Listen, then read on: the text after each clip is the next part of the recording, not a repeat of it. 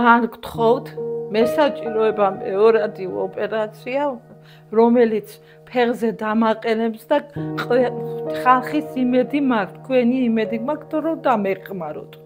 მის ფეხებს ბუზები ეხვევა.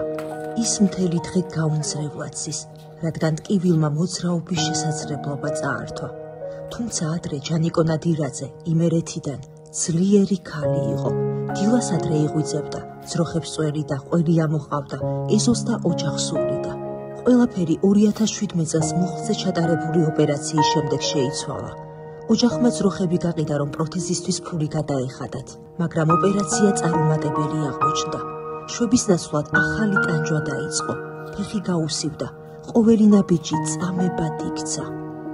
ახლა ჯანიკო დივანსაა მიჯაჭვული, ოჯახი სიღარიბეში ცხოვრობს, მეუღლეს ინსულტი ჰქონდა და მედიკამენტებს საჭიროებს.